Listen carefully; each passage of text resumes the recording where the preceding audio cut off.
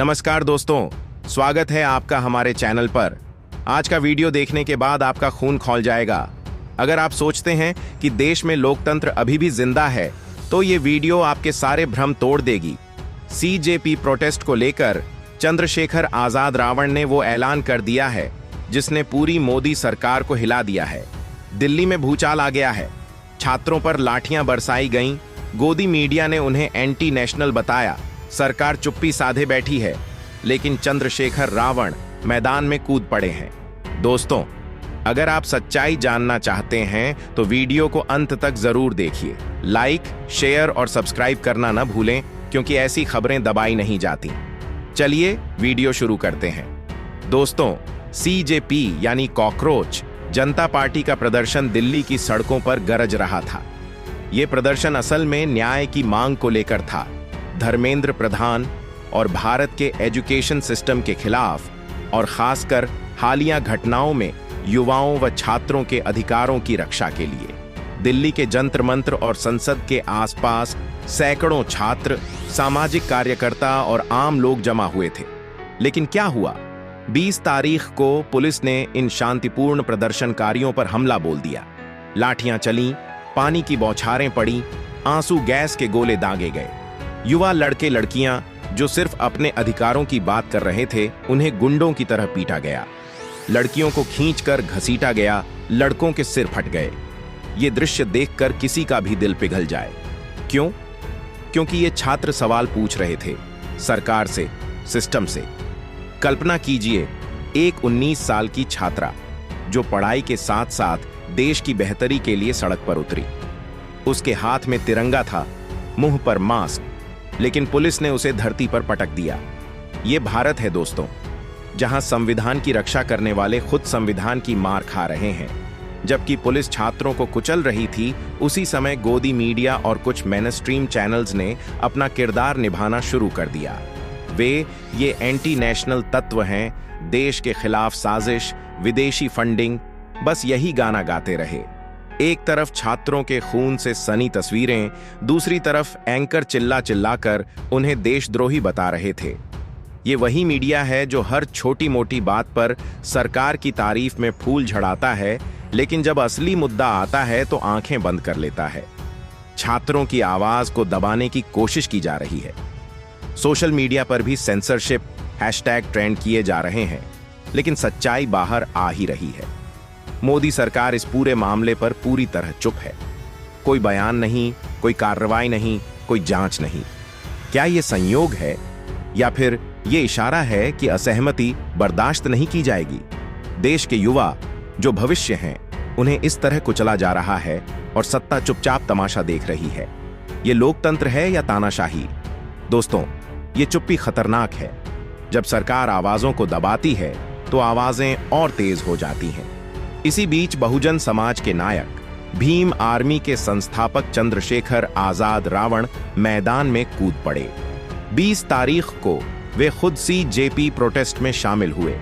प्रदर्शनकारियों के साथ खड़े होकर उन्होंने पुलिस की बर्बरता का सामना किया। उसके बाद वे सीधे संसद पहुंचे। बाबा साहेब डॉक्टर भीमराव आंबेडकर जी की प्रतिमा के नीचे वे धरने पर बैठ गए। आसमान से बारिश हो रही है, पानी उनकी देह पर बरस रहा है, लेकिन वे हिले नहीं। न ठंड की परवाह, न पुलिस की धमकी, न कोई और चिंता। उनकी सिर्फ एक फिक्र है, दिल्ली की सड़कों पर पीटे जा रहे छात्रों की। वे कह रहे हैं, ये मेरे बच्चे हैं, इनकी आवाज दबने नहीं दूंगा। रावण जी घंटों बैठे रहे, भूखे प्यासे लेकिन अडिग। ये तस्वीरें वायरल हो रही हैं। लोग कह रहे हैं, ये सच्चा नेता है जो आराम की कुर्सी नहीं बल्कि सड़क और संसद दोनों जगह लड़ता है। और अब सबसे बड़ा ऐलान, चंद्रशेखर आजाद रावण ने घोषणा की है कि वे जल्द ही एक प्रेस कॉन्फ्रेंस करेंगे। इस मुद्दे को पूरे देश के स्तर पर ले जाएंगे। छात्रों पर अत्याचार, मीडिया की पक्षपातपूर्ण रिपोर्टिंग, सब कुछ एक्सपोज करेंगे। साथ ही उन्होंने 25 तारीख को भीम आर्मी के साथ बड़े आंदोलन का विचार किया है। पूरे देश से कार्यकर्ता दिल्ली पहुंच रहे हैं। ये आंदोलन सिर्फ दिल्ली तक सीमित नहीं रहेगा, गांव गांव, शहर शहर तक इसकी लहर जाएगी। मोदी सरकार को जवाब देना पड़ेगा।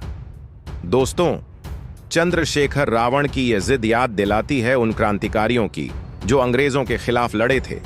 आज आजादी के बाद भी लड़ाई जारी है, लेकिन इस बार अंदरूनी ताकतों के खिलाफ। कल्पना कीजिए, एक तरफ महंगाई, बेरोजगारी, किसानों की बदहाली, दूसरी तरफ छात्रों पर लाठियां।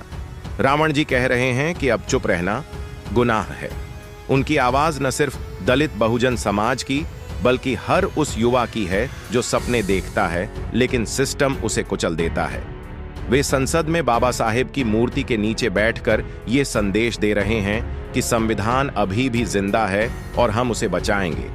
बारिश में भीगते हुए उनका चेहरा देखकर लगता है मानो इतिहास खुद दोहरा रहा हो। दोस्तों, चंद्रशेखर रावण का यह धरना बाबा साहेब डॉक्टर भीमराव आंबेडकर जी की मूर्ति के नीचे है। जानते हैं बाबा साहेब ने लोकतंत्र को लेकर क्या कहा था? उन्होंने कहा था, लोकतंत्र तब तक सुरक्षित नहीं जब तक सामाजिक और आर्थिक समानता नहीं आ जाती। वे कहते थे कि राजनीतिक समानता बिना सामाजिक समानता के सिर्फ दिखावा है। आज जो छात्र पीटे जा रहे हैं वे उसी सामाजिक न्याय की लड़ाई लड़ रहे हैं। बाबा साहेब ने चेतावाया था, अगर हम सामाजिक लोकतंत्र को हासिल नहीं करते तो राजनीतिक लोकतंत्र फेल हो जाएगा। आज की स्थिति ठीक वैसी ही लग रही है।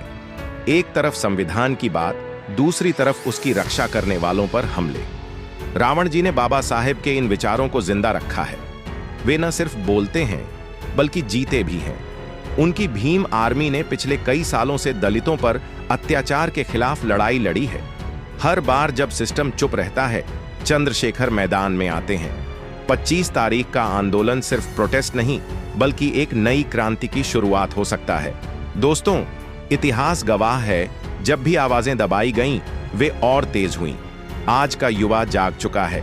सोशल मीडिया पर लाखों लोग इन तस्वीरों को शेयर कर रहे हैं। CJP प्रोटेस्ट अब सिर्फ एक घटना नहीं बल्कि जन आंदोलन का प्रतीक बन चुका है। सरकार को समझना चाहिए कि दमन से समस्याएं हल नहीं होती बल्कि बढ़ती हैं। चंद्रशेखर रावण जैसे नेता इसी कारण उभरते हैं।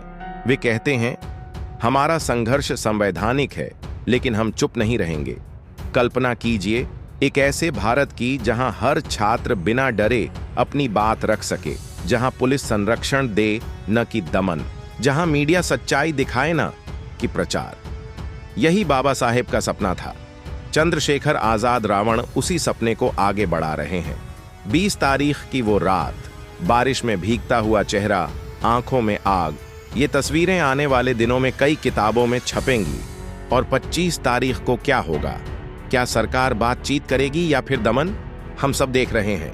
तो दोस्तों, आपके इस विषय पर क्या विचार है, हमें कमेंट करके बताइए। और अगर वीडियो पसंद आया हो तो वीडियो को लाइक करके चैनल को सब्सक्राइब जरूर करें और बेल आइकॉन प्रेस करें। मिलते हैं किसी और वीडियो में। जय भीम, जय भारत, धन्यवाद।